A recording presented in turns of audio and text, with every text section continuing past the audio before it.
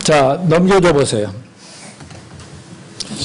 어제 5월 15일이 세상에서는 선생님들에게 감사를 표하는 스승의 날이죠. 그리고 오늘은 하나님을 섬기는 교회에서 목회자들과 사역자들의 수고에 감사하며 교회 성도들은 그들을 어떻게 대해야 하는 것을 배우는 교역자 주일입니다. 매년 5월달 이때쯤 되면 저는 매년 예외 없이 몇몇 옛날에 또 형제 자매들로부터 문자나 전화를 받게 됨으로써 드디어 세상에서는 스승의 날이 왔나 보다 하고 교역자 주일임을 새삼 생각하게 됩니다. 스승의 날이라고 제가 이사로 섬기는 글로벌 선진학교 이사장님이 이렇게 뭐라고 이걸 아름다운 이 화분을 보냈어요. 거룩한 영적 스승으로 본을 보여주심에 감사합니다. 이런 걸 보내주셔서 감사하고요. 그리고 또 이제 뭐 반드시 또 캐나다에서는 전화가 옵니다. 1년 동안 무슨 연락 없다가도 그날은 옵니다. 이제 그만해도 되지. 안 해도 다 알아. 그러면 그래도 인간의 기본 도리죠 하면서 이런 목사님도 있고 또 반드시 또 전에는 카드로 보내면서 했는데 지금은 전화로 여의도 침례교회에서 제자 목사가 또 전화를 이렇게 하면서 감사를 표하고 그러는데 하여튼 여기저기서 이런저런 감사를 많이 받는데요. 또 뭐 어떤 분은 어버이날 스승날 겸해서 우리 교회에서 함께 목포에서 또 서울에서 함께 섬겼던 신정옥 자매님이 목사가 됐거든요. 그 남편이 집사다가 전도사 돼가지고 교회를 하는데 거기서 또 LA 갈비를 또 한 짝을 보내줘서 저희 사모랑 잘 먹고 있습니다. 그런데 이제 이 옆에 있는 분이 우리 둘째 누나인데 목사님이고 그 옆에 분이 그 장로님이신데 우리 매형입니다. 제가 결혼도 제가 허락했어요. 제가 어렸을 때 그냥 저 둘이가 결혼하겠다고 왔길래 또 그냥 허락하자고. 그래서 저는 막 전부 다 이렇게 결혼도 어려서부터 내가 허락해야 되는 거예요. 장남이어가지고. 근데 그 매형이 나이가 이제 80다 되시고 그랬는데도 늘 이렇게 편지를 또 보내요. 이번 금년에는 안 오겠지 뭐 깜빡하겠지. 그랬더니 또 어제 편지가 왔어요. 그래서 그분은 전에 이단에 빠져 있다가 그 신앙촌이라는 이단에 빠져 있는 걸 제가 구원받고 구원을 다 시켜서 이제 저한테 와가지고 제자가 돼가지고 사역자까지 되고 우리 누나도 목사까지 되고 장로님 되고 그랬는데요. 그분이 이렇게 글을 보냈습니다. 목사님, 세월은 흘러 어느덧 싱그러운 5월의 중간을 지나고 있습니다. 눈 감고 세월을 거슬러 올라가 보면 목포에서 이 일들이 주마등처럼 지나갑니다. 지금도 목포 시절 같이 했던 친교하는 형제 자매들을 만나서 간증을 들어보면 한결같이 한 가지 목표, 영혼 구원에 초점을 맞추어 일사불란하게 움직였던 그 시절이 세상의 최고였다고 간증합니다. 돌이켜보면 목사님의 스파르타식 훈련과 나 절대 안 그랬거든요. 훈련과 가르침의 결과인 것을 확신합니다. 이제 천국 문 앞에 대기자로 있는 나에게 아직까지도 생명의 말씀을 공급해 주시는 멘토의 사명을 감당하시는 열정에 감사를 드립니다. 제가 아침마다 큐팁 그분 또 설교 말씀 보면 그분은 꼭 보거든요. 여러분도 보시죠? 예. 그리고 구원의 길로 인도한 후에도 흩어진 양들에게 꼴을 모이고 이리떼들에게서 지키고 온전한 길로 마지막까지 인도하는 것도 목자의 사명이라고 배웠습니다. 세월이 하도 수상하여 올해도 스승님을 뵙지 못하고 먼 발치서 안부를 전합니다. 모쪼록 네 분 건강하시고 주님의 평강이 함께 하시기를 기도합니다. 동두천에서 제자 양승우 노향다 목사 올림.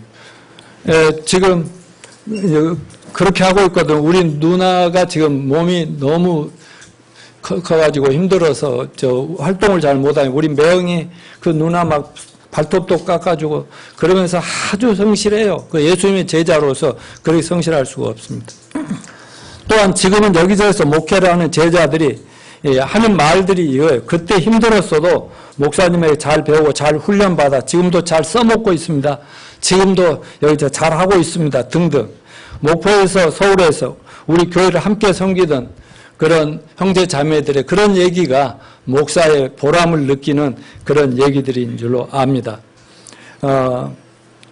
왜 교회에서 이런 주일이 교육자 주일이 필요한가를 묵상해 보니까 교회에서는 교육자 주일을 드리면서 목회자에 대한 성도들의 책임과 목회자들의 교회에서 위치와 역할이 무엇인가를 가르치는 기회가 있어야 된다고 해서 교회에서는 교육자 주일을 감사예배로 드리는 것 같습니다. 특별히 요즘처럼 교회와 목회자들의 위상이 땅에 많이 추락하고 언론을 통해서 비난 기사가 많이 나오는 때에 오늘 함께 봉독한 본문 말씀을 중심으로 하나님이 세우신 영적인 권위에 존중하고 순종하는 것이 축복의 비결이라는 것을 잘 배우시고 이 말씀에 순종해서 다 축복받는 성도님들이 되시기를 축원합니다.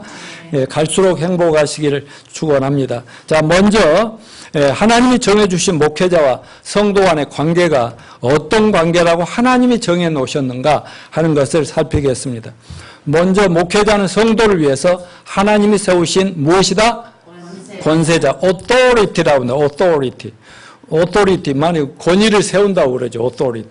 자, 로마서 13장 1절, 2절, 1절, 4절까지를 같이 읽습니다. 시작.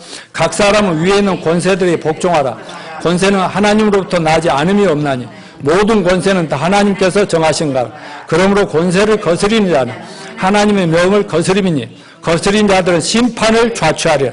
다스리는 자들은 선한 일에 대하여 두려움이 되지 않고 악한 일에 대하여 되나니 내가 권세를 두려워하지 아니하려니 선을 행하라. 그리하면 그에게 칭찬을 받으리라.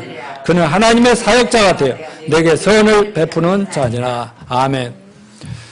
자, 하나님은 질서의 하나님이십니다.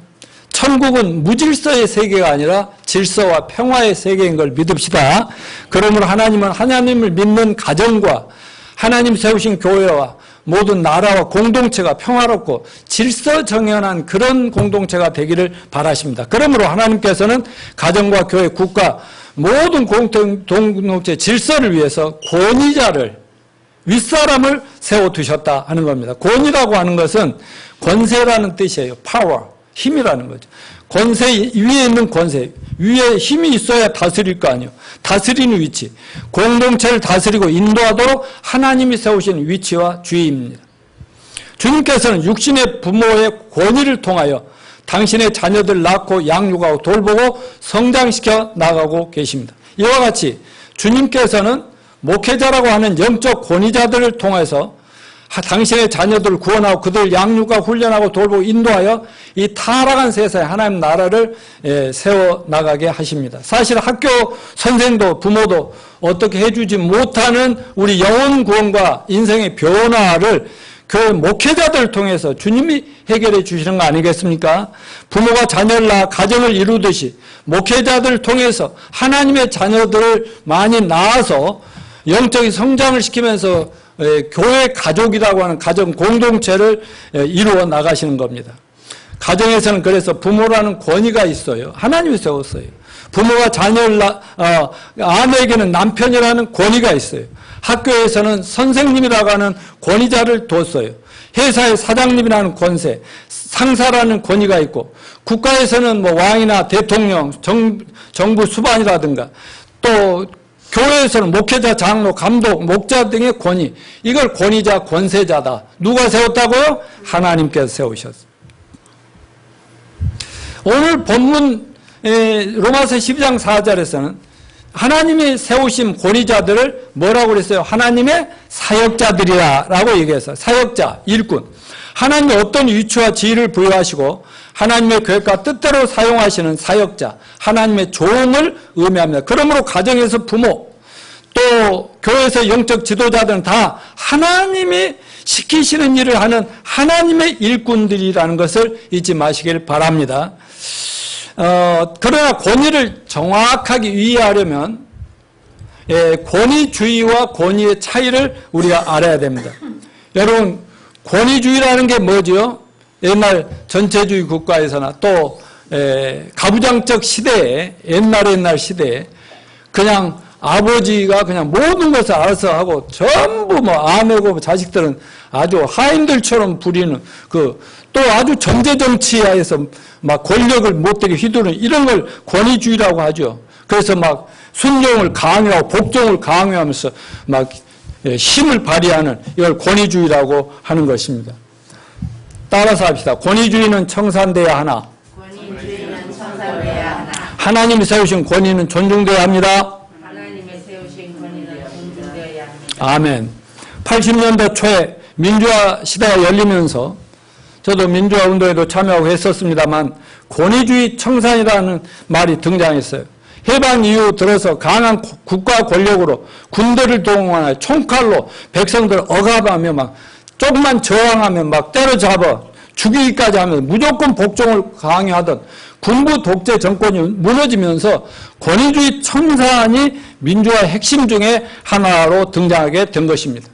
권위주의라는 말은 진정한 권위자가 진짜 훌륭하게 권위를 활용하지 않을 때 생긴 말입니다. 참다운 권위를 잃어버리면 말은 그렇게 막 강요 안 해도 알아서 잘 받들어 줄 정도의 참다운 권위를 잃어버리면 의도적인 권위를 행사하는 그러니까 총칼이 등장하게 되는 것입니다. 권위주의는 청산해야 되지만 올바른 권위는 반드시 세워져야 된다고 말씀했습니다. 그러나 권위주의 청산을 앞서요 참된 권위를 허물어뜨리는 것 또한 옳지 않습니다. 우리는 지금 참된 권위의 부재 속에 있죠. 말하자면 선생님들의 권위가 철저히 짓밟혀요. 선생님을 뭐 어른으로 생각지도 않잖아요. 또 부모들도 막 좀 웬만하면 막 선생님들에게 막 대들지요. 부모의 권위들도 흔들립니다. 양성평등이라는 이름 안에 하나님이 세우신 가장 즉 남편의 권위도 지금 굉장히 짓밟히고 있습니다. 한국 영화, 영국 영화 드라마를 봐도 왜 요즘 여자들이 그렇게 쌈박질을 잘해요? 주먹이 아주 세고 어쩔 때 그런 영화 보면 우리 사모님이 좀 시원해하는 느낌을 받는 것 같더라고. 그 심정을 압니다. 그동안 얼마나 요즘 막 그런 드라마나 막 그런 영화 같은 걸 통해서 막 여성들이 센 것을 막 나타내면서 여자들 힘을 내라, 남자들 그대로 두면 안 된다 이런 거잖아요. 얼마나 그동안 못되게 했으면 그러겠어요.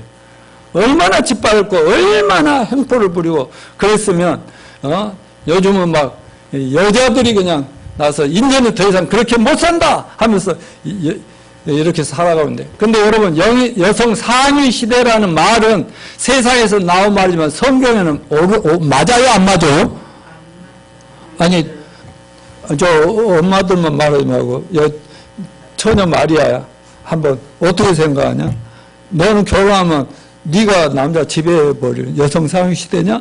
어려서부터 나한테 배웠는데 그러면 안 돼? 다음 주에는 꼭 청년들은 다 참여해야 돼. 다음 주는 부부주일이니까. 아무튼 남편의 권위들이 짓밟히고 있고 그러니까 가정이 막 무너지고 깨지고 맨날 그러는 거 아니에요? 교회와 목회자의 권위도 땅바닥이고 왜 우리 시대에 이렇게 권위가 소멸되고 있습니까? 물론 민주화나 인본주의 철학의 확산으로 국가의 질서가 무너지고 대중들이 들고 일어나고 요즘 조금만 무슨 일이 있으면 어때요? 막 들이대잖아요. 막 직장에서도 회사에서도 몇 명 해야죠. 으쌰으쌰 하면 나 우리 집 가는 게 현대자동차 거기에 맨날 으쌰으쌰 하고 있거든. 이러니까 그런 걸 본받고 배우는 거예요. 그래 학교에서도 막 선생님들에도 배우고 막 집안에서 자식들이 부모들 들이받고 이런 일이 일상화되어 있지 않습니까? 선생, 권력자들, 목회자들, 직장 오너, 상사들이 하나님의 권위를 똑바로 잘 섬기면서 활용하지 못하기 때문에 그들이 짓밟히게 되는 겁니다. 권위자들이 삶으로 좋은 본을 보여주지 못하고 억압하고 강요하고 갑질만 해야 되니까 당연한 결과라고 봅니다. 또한 그들이 진실하지 못하기 때문에 또 바르게 살지 못하기 때문에 그들의 말이 먹히지 않는 겁니다. 한마디로 각 공동체 리더들의 리더들의 기본이 안 된 지도자들이 많아요. 그러니까 교회라도 와서 이런 훈련을 받고 교육을 잘 받았으면 직장 어디를 가든 가정에서 잘할 텐데 이게 배운 적이 없으니까 뭐 가정을 이루어도 안 되고 어디 가면 전부 높아지면 그냥 자기네들이 당한 그대로 갚아준다는 이런 짓을 하고 있으니까 또 당하게 되고 또 당하게 되고 그게 무너지는 거 아니겠습니까? 여러분, 그러나 하나님이 세우신 권위는 존중돼야 됩니다. 자, 두 번째, 하나님이 세우신 권위는 절대적으로 뭐 해야 돼요? 순종해라. 자, 다시 한번 13장 1, 2절 딱 머릿속에 막 박히도록 읽읍시다. 각 사람은 위에 있는 권세들에게 복종하라. 권세는 하나님으로부터 나지 않음이 없나니 모든 권세는 다 하나님께서 정하신 바라. 그러므로 권세를 거스린 자는 하나님의 명을 거스림이니 거스린 자들은 심판을 자취하리라. 히브리서 13장 17절 너희를 인도하는 자들에게 순종하고 복종하라. 그들은 너희 영혼을 위하여 경성하기를 자신의 들이 청산할 것 같이 하느니라. 그들로 하여금 즐거움으로 이것을 하게 하고 근심으로 하게 하지 말라. 그렇지 않으면 너에게 유익이 없느니라. 오늘 성경 보면 이 세상에 존재하는 공동체의 질서를 위하여 하나님께서 세우신 권위에 대하여 공동체 멤버들은 그 권위를 존중해주고 순종해야 된다고 가르치고 있습니다. 목회자에게 순종하고 복종하라. 누구를 위해서요? 다 같이 내 자신을 위해서. 자신을 위하여 그리하라고 했습니다. 다시 말하면 가정에서는 자녀들이 부모의 권위에 순종해야 함을, 또 아내가 남편의 권위에 순종해야 함을 배우고 실천해야 합니다. 교회에서는 하나님이 세우신 영적 권위 목회자들, 그리고 교회에서 성민의 영적 지도할 사역자들, 목자들이, 성도들이 순종해야 합니다. 아멘입니까? 학교에서 학생들이 스승님을 존경하고 스승의 순종을 해야 합니다. 직장의 직원들은 사장 등 상관들을 존경하고 스승에 순종해야 합니다. 그 순종하느라고 너무 뭐 압박이 심할 때는 교회 못 나오고 그랬잖아요. 그래도 순종하지. 직장에 들이받아? 그렇게 생기지도 않았어. 비록 도저히 존경할 수 없고 순종할 수 없을 정도로 못돼 먹은 리더 권위자들이라 해도 성경은 그러니까 들이박아라. 그런 말이 없다니까. 지난주에 설교했듯이 아무리 이 못된 부모들이라고 부모를 내팽개치고 막 들이박고 불효하고 막 버리고 그러면 돼요? 안 돼요? 안 된다고 얘기한 것과 똑같습니다. 그럼 우리는 오늘 본문 메시지를 통해서 가정에서 하나님이 허락하신 권위들을 세워주고 교회에서 목회자들의 권위가 세워질 때 공동체 질서와 평화가 유지된다는 것을 알게 될 것입니다. 나 분명히 말하자면 이런 설교 1년에 한 번밖에 안 해요. 그러니까 잘 들어야 돼요. 또 안 합니다. 잘 기억하시고 다시 강조하지만 하나님, 우리 믿는 그리스도인들 하나님 세우신 공동체의 권위자들이 순종할 때 축복된 삶을 보장해 주신다라는 것을 믿으시길 바랍니다. 그러나 불순종하면 어쩐다고 그랬어요? 심판을 자취한다는 거예요, 자기가. 그러니까 아내들이 남편을 들이받으면 못된 남편들이 때린단 말이에요. 그러니까 이거는 자기 뭐라고 하냐면 네가 몇몇 했잖아. 이런 심판 자취라는 게 스스로 취하는 것이다 이거죠. 이해가 적절하지는 않지만 그런 거예요. 그러니까 군대에 뭐 대통령이나 막 정권에 막 항의하면요 막 군대를 하고 막 체류탄 쏘고 그러다가 사람 죽고 뭐냐면 근데 성경에 분명히 그렇게 말해요. 그냥 얌전하게 순수하게 존중해 주면 죽이지 않는다. 총칼 들이대지 않을게 이랬다는 성경에 그렇게 나와 있어요. 그러니까 하나님이 세웠다고 믿고 아무리 헤롯 왕같이 못된 아주 그 흉악한 왕이라 할지라도 그가 함께 들이받지 말고 네 할 일 잘하라. 그러면 내가 그놈을 치든지 내가 쓰러뜨리든지 내가 아주 길에서 그냥 거꾸로 죽든지 만들어 주겠다고 하나님이 하신 이 말씀을 믿으시기 바랍니다. 그러므로 권세를 거스리는 자는 하나님의 명을 거스림이니 거스리는 자들은 심판을 자취하리라. 각 나라의 국민들에게 나라의 대통령이나 왕과 그들의 통치에 순종하라. 그렇지 않으면 얼마든지 그들이 가진 권력을 그때 질서, 평화, 또 나라를 보호한다는 의미에서 막 들이칠 수가 있다니까요. 그들이 비록 정직하지 않고 타락한 정권이라 할지라도 잘못된지만 자기네들은 살기 위해서 그렇게 하는 거예요. 또 다른 놈들이 또 되면 또 그렇게 하는 거예요. 그러니까 우리는 평화로운 시위나 항의는 할 수 있어요.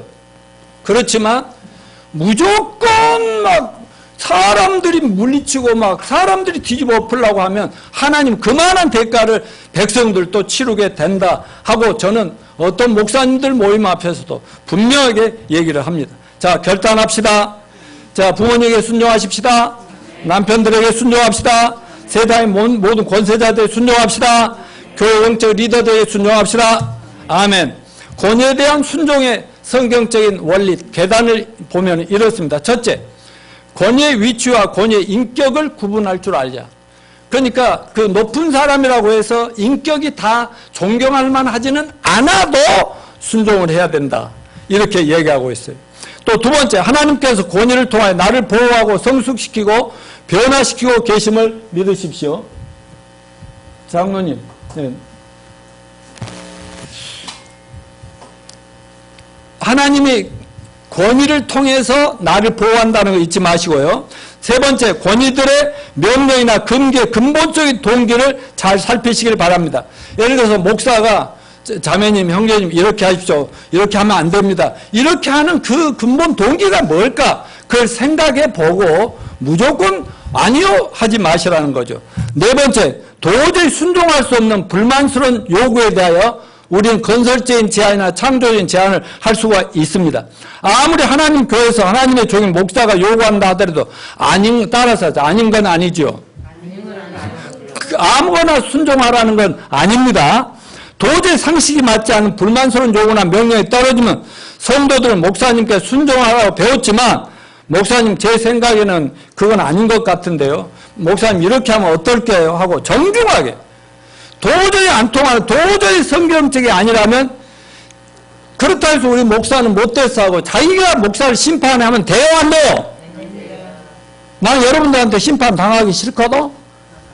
그 말은 내가 나를 보존하기 위해서 여러분이 그러면 힘들어지니까 그러면 안 되고 누구 기도하면서 기다려줘야 되겠죠? 변화되도록. 아니면 도저히 희망이 안 보이고 아니다 싶으면 조용히 교회를 떠날 권리가 있어요 없어요? 뭐 경찰 동원해서 잡아오고 체포에다가 막 여기 창고에다 며칠씩 가둬놓고 그래요? 그런 거 없거든요. 주님의 뜻에 명백히 위배되는 요구를 권위자들을 받았을 때 우리는 요구를 거절할 수 있으나 이때에도 권위에 대한 존경과 순종의 자세, 하나님이 세우셨으니까 하나님 고쳐주십시오. 변화시켜 이런 자세가 필요하다는 거고, 자녀들이 부모님이란 권위에 대해서 마찬가지고 가정의 남편이란 권위에 대해 아내들의 순종의 원리도 이와 똑같아요. 비록 불만서부터 하나님 세우신 위치에게 존경과 순종의 태도를 유지해야 해야만 하나님이 약속한 평안과 축복을 누릴 수가 있다는 의미인 겁니다. 다섯 번째, 문제 처리를 궁극적으로 누구에게 맡기자고요? 주님께 맡기십시다. 도저히 안 받아들이지만 하나님께 맡겨드리고 하나님이 알아서 처리하도록 이렇게 하시는 것이 내가 사는 길임을 이해하시기 바랍니다. 세 번째, 목회자는 뭐예요? 하나님의 아멘. 에베소 4장 11절 그가 성령님이 목사나 교사를 교회 선물로 은사로 영어로 기프트로 주셨다. 이 기프트는 직분 은사예요. 장로, 목자, 집사, 권사, 목사 이런 직분의 은사 이것도 선물입니다. 그래서 이 목사라는 직분도 여러분과 이 세상에는 선물인 거예요. 선물. 그래서 목사를 하나님이 선물로 주셨다면 여러분은 시도 때도 없이 선물로 주셔서 감사합니다. 기도해야 돼요? 안 해야 돼요? 목자님들을 위해서 기도해야 돼요? 안 해야 돼요? 감사합니다. 왜? 그 선물을 통해 선물 더 잘 받으려면 그래야지. 목회자의 위치를 고린도전서 4장에서 영적 아비라고 그랬다고. 바울은 디모데에게 내 아들아 내가 복음으로 널 낳았다 이렇게 얘기하고 자주 내 아들아 그랬다고. 그래서 교회가 하나님의 가족 공동체나 목회자 영적 아비고 사모는 영적 어미고 성도는 자녀와 같은 관계라고 생각하면 딱 맞습니다. 그러니까 아무리 젊은 목사가 딱 등장하고 나이 든 성도들이 많다 해도 젊은 목사 하나님 세우신 이상은 영적 애비처럼 이렇게 받들고 순종하는 것이 맞다는 것이죠. 여러분, 교회가 건강하게 잘 자라나려면 성도들이 목회자나 교회에 세워진 목자님들을 하나님 나와 내 가정을 위하여 주신 축복의 선물임을 알고 감사하는 자세를 끝까지 유지하시기를 바랍니다. 부모를 업신여기고 무시하는 불효 자녀들이 끝까지 잘 될 수 있을까요? 없을까요? 그게 절대 없듯이 교회 다니면서도 목회자들, 교회 리더들을 무시하고 순종하지 않는 자들에게 잘 될 수 있다는 것. 왜냐하면 그런 사람들 교회에서도 안 되는데 밖에 나가서 세상에서 절대로 그런 좋은 인간관계 안 되거든요. 학부모들이 학교 선생님들 존중하지 않고 함부로 대하고 성도들, 목회자들, 교환님으로 함부로 대하면 우리 자녀들과 우리들 하나님 축복에서 멀어지는 불행한 일이라는 사실을 우리가 깨달아야 합니다. 네 번째, 목회자는 뭐라고요? 교사이며 훈련자이다.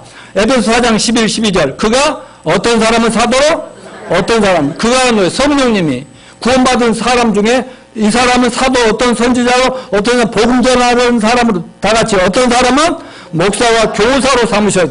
이는 성도를 온전하게 하며 봉사일을 하게 하며 그리스도의 몸을 세우려 하십니다.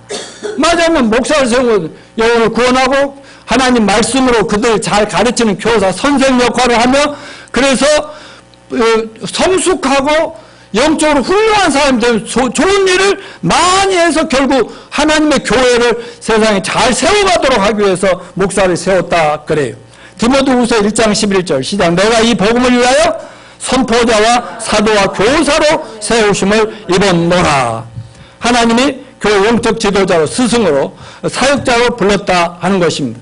자, 그러면 목회자의 역할, 영적 훈련자라는 그 역할이 뭐냐? 먼저 구원의 복음을 선포해서 영혼을 구원하는 일입니다. 이것이 시작이고 기본입니다.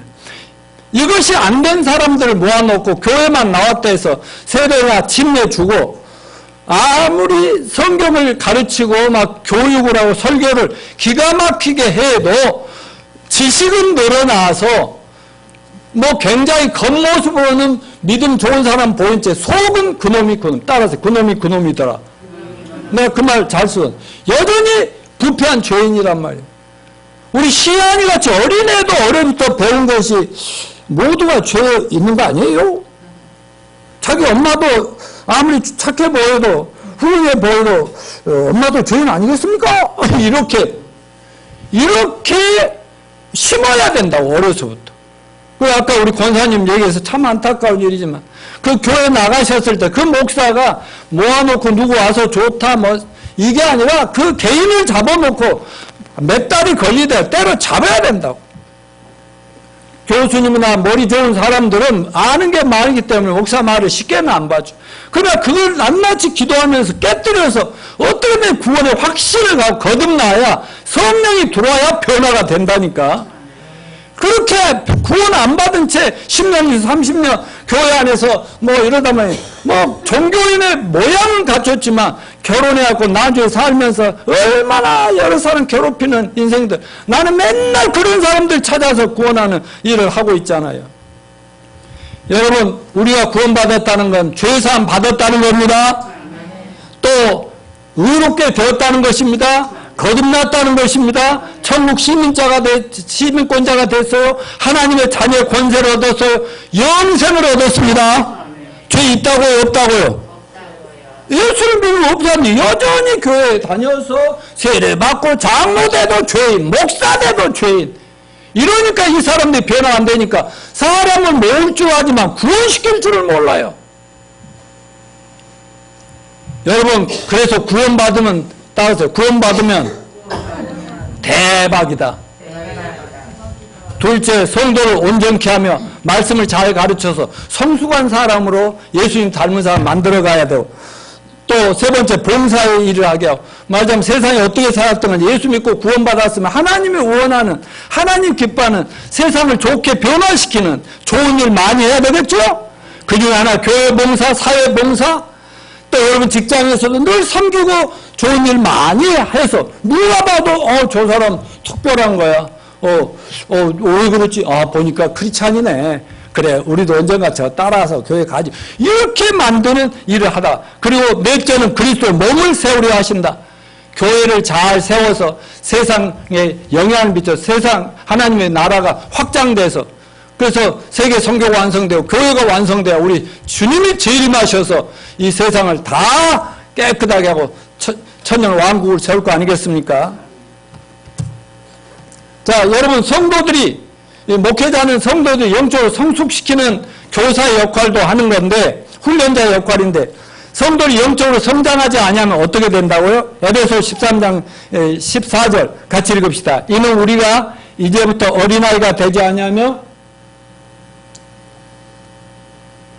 아까 제가 붙여놨는데 없어요? 예, 놔두십시오. 어린아이가 되지 아니하 사람의 속임수와 간사한 유혹에 빠져 온갖 교훈의 풍조에 밀려 요동하지 않게 하려 함이라. 왜 하나님 목사와 교사를 목자들 세운다고요? 어린아이처럼 계속 교회를 10년 20년 다니면 항상 유치하기 짝이 없는 그런 사람이 되면 안 되니까. 그러니까 아무리 어른들이라도 영적으로 변화되지 않고 성숙하지 않으면 유치하다니까 하는 짓거리들을 보면은. 자, 어린아이 특징이 뭐죠? 사람의 괴술 때문에 시험에 든다. 그 사람 말 한마디에 삐딱해져서 목회자 대립각을 세우고 그러면 시험에 빠지고 교회에 막 떠나고 이런 일이 있고 간사한 유혹에 빠진다. 그 결과 세상의 모든 교훈의 풍조에 빠져버려요. 세상의 풍조에 빠져 이기적이고 자기중심적이고 물질주의, 태폐주의, 쾌락주의, 세속주의에 빠진 신앙. 그래서 신앙과 교회와 하나님이 액세서리처럼 취급하고 그냥 교회는 형식적으로 다니는 거고요. 여러분 예배와 교회 사역들의 즐거움이 아니라 짐으로 느껴진다면 아직도 어린아이처럼 간사한 영적 속임수나 사탄과 세상의 속임수에 빠진 것을 알아야 됩니다. 성경의 예언들과 요한계시록을 보면 말세지말의 특징이 뭐예요? 말세에는요 이 세상의 마귀가 점점 자기 때가 얼마 안 나오니까 세상 사람들 미혹을 해서요 사람들이 하나님 사랑 대신에 뭐 사랑한다 했어요? 자기 사랑, 돈 사랑, 쾌락 사랑하기를 하나님 사랑보다 더 하면서 점점 하나님을 무시하고 모험을 무시하니까 점점 심판, 타락으로 막 철저하게 망할 길로 가고 있다는 것을 알아야 됩니다. 영적 어린아이들은 신앙이 요동칩니다. 오늘 우리 소연이 로빈이가 안 왔지만은 어때요? 그들 한시도 가만 안 있죠. 잠자기 전에는 한시도 가만 안 있죠. 끊임없이 요동을 치죠. 우리 릴리도 잠이 오지 않는 한은 계속 뭐라고 종알종알하고 혼자서 나중에 이제 개인적으로 앉아서 막 옆에서 엄마 아빠들 이렇게 전화하는 걸 봤는데 yes, no, okay, I see, 이러면서 말이야. 웃기지도 않고 그러더니 뭐 산타클로스 선물 보내주세요. 굿바이, see you 하면서 막 그러니까 그냥 끊임없이 다니면서 또 챙기고 말이죠. 이런 일을 하는데. 그런데 그렇게 귀염스럽게 하면 좋은데, 유치하고 어린아이들 미숙하면 교회에서 문제만 맨날 일으키는 어른들이 되면 안 된다. 이런 거예요. 오늘 우리 교회 모습은 우리 교회 전체 영적 수준의 반영이 아니겠습니까? 저는 우리 교회 수준을 세계 최고라고 믿습니다. 왜냐하면 여러분들 뭐 숫자 많고 적은 문제가 아니라 여러분이 이 교회를 잘 세워나가고 있는 걸 감사합니다. 예. 그러니까 영적으로 성숙하면 말이죠. 총성 없는 세계 전쟁이라고 하는 코로나 전염병에도 그의 별하별 천하없는 일이 닥쳐도 별소리를 들어 1000만 명, 10,000명이 전부 그리로 간다. 우리는 길이 아니면 똑바로 딴 길로 갈 수밖에 없는. 그러니까 저는 원래 세상을 다 품기를 좋아하고 사람들과 싸우기를 원하지 않는 사람이지만 이렇게 하니까 며칠 전에도 막 저 횡성이라는 데 가서 많은 목사님 사모님들 모여서 거기다 설교를 하면서 이런 얘기를 하고 왔습니다만은 예? 저는 이제 남들이 저 양반 나이 드니까 꼰대가 맨날 저런 소리 한다 하더라도 할 수 없어요. 저는 성경이 진리라고 믿습니다. 아까 우리 명환이한테도 얘기했어요. 야 임마, 성경이 진리야. 성경은 참이야. 이걸 믿으면 모든 거짓말들이 보인다고 속지 마. 이제 이렇게 얘기를 했거든요. 여러분, 성경이 진리입니다. 그리고 우리는 세상이 죽은 물고기들이 막 휩쓸려 내려가도 살아있는 물고기는 거슬러서 위로 올라가는 여러분이 되시기를 축원합니다. 다섯 번째, 목회자는 순종하는 성도를 보호하는 우산 역할을 합니다. 여러분, 비 오는 날 우산을 쓰고 하는데 싫어. 엄마가 우산을 씌워주고 아빠가 씌워주려고 하는데 싫어 막 이러고 그러다 보면 나중에 비를 다 맞으면 뭐가 되는 거예요? 에? 완전히 이 생쥐 같은 꼴이 돼버려. 물에 빠진 생쥐같이 그냥 그렇게 된다는 거죠. 그러므로 우리는 이 부모님들과 늘 상의할 수 있는 자녀들, 또 목사님과 교회 리더들과 여러분의 어떤 일이 있을 때 상의할 수 있는 여러분이 되시길 바랍니다. 이사 하나 하든 사업을 개업하든 뭐 하든지 간에 몰래 해놓고 나중에 엄청난 어려움 당하지 마시고요. 최소한도 목사한테 그냥 기도 요청이라도 하고 제가 이런 계획이 있는데 목사님 생각은 어떠세요? 하고 이렇게 물어볼 수 있고 그럴 정도의 마음의 여유를 가지시기를 부탁드리겠습니다. 네, 그것이 목사를 괴롭히는 게 아니라 여러분들의 앞으로 있을 어려움을 미리 좀 막아주겠다는 거 아니겠습니까? 자, 교회 영적 권위자에 대한 성도들의 올바른 태도는 뭡니까? 영적 지도자에 순종합시다. 그 다음에 교육과 훈련에 순종합시다. 자, 우리는 코로나 때문에 1년 이상을 지금 주일 예배밖에 못하지만 그래서 제가 주일 설교를 거의 여러분 성경 공부하는 마음으로 이렇게 좀 성경을 많이 인용하고 있는데요. 빨리 이게 어느 정도 풀리기 시작하면 또 오후 모임에서 한 시간이라도 서로 말씀 나누고 교제하고 이런 거 합시다. 그리고 아침마다 보내주는 그거 여러분 열심히 꼭 그대로 성경 한 장씩 읽으시고 내용 있고 묵상하시는 여러분 되시길 바랍니다. 그리고 이것이 중요해. 뭐가 중요한데? 이것이 중요하다. 4번 읽어봅시다. 교회는 여기 있잖아요. 교회는 목회자를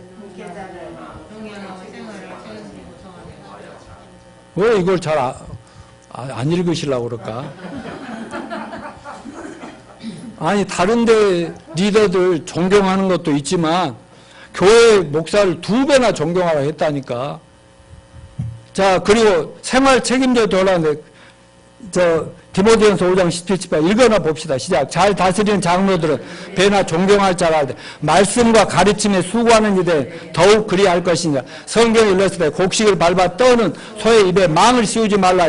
또 일꾼이 그 싹을 받는 것은 마땅하다 하였느니라. 그래서 목회자들을 생활을 여러분이 책임지시기 바랍니다.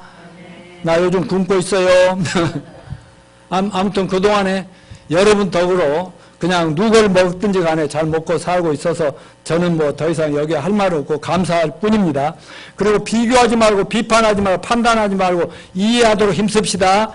그리고 무엇보다 성도 상환에 그의 머리 된 주님 앞에 서로 그 주님을 바라보면 서로 하나 되고 서로 사랑하면서 잘 섬기고 또 세워줌으로 교회를 잘 세워나가는 저와 여러분이 되시길 바랍니다. 자, 마지막 결론으로 영적 지도자들의 권위가 올바로 세워지려면 어떠냐. 지금까지는 성도들이 목사를 또 교회에서 어떻게 섬기고 순종해야 되냐 말씀을 드렸다면 이제는 목사나 교회 장로나 집사나 또 사역자들은 어떻게 돼야 되나 하는 결론적으로 이 말씀을 드리면서 마무리하겠습니다. 무엇보다도 우리 박 집사랑 다 잘하고 있지만 예수님을 본받아 선한 목자들이 됩시다. 자, 선한 목자들이 뭐예요? 인자가 온 것 섬김을 받으려 하심이 아니라 섬기려 하며 양들을 위하여 목숨을 버리노라. 목숨까지 바쳐서 양떼를 교회를 위해서라면 희생할 수 있는 나는 선한 목자가 양들을 위하여 목숨을 버리노라 하는 이게 우리 교회 모토인 걸 기억하시기 바랍니다. 나는 평생 이걸 붙들고 살아가니까 여러분도 선한 목자가 되십시오. 또 두 번째는 목자의 본을 보입시다. 경건생활, 예배 자세, 헌금하는 거, 큐티, 아침마다 큐티하는 거, 또 서로 격려하는 거, 좋은 말로 인격, 인간관계, 가정의 아름다운 모습, 모든 이 세상사에 있어서 모본이 되시기를 바랍니다. 본을, 누군가 나를 보면서 본받고 배우라고 말할 정도가 되어야 되지 않겠습니까? 세 번째는 무엇보다 말씀의 전문가들이 되시길 바랍니다. 그러니까 안석근 형제 그동안 이제 다른 내부교 때 제자훈련 많이 받았지만 우리 교회에서는 이제 설교자 준비가 돼야 돼. 아니 뭐 목사되란 말은 아니요. 그건 아니지만 설교할 수 있을 정도 돼야 돼.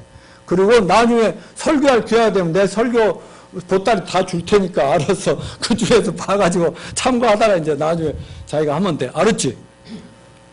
그러니까 평신도라도 자기는 언제든지 안 시켜줘서 지금 서럽지?